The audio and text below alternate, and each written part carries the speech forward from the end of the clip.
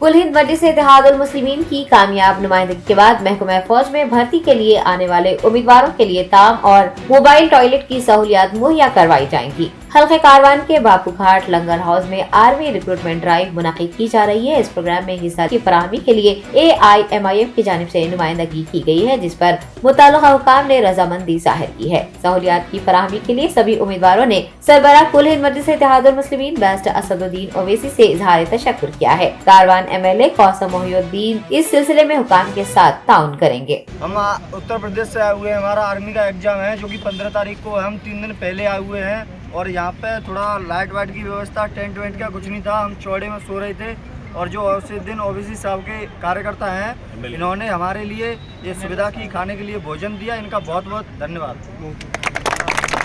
कौशल MLA साहब ने ये करवाया है, इनका बहुत बहुत धन्यवाद। भगवान इनको खुश रखे।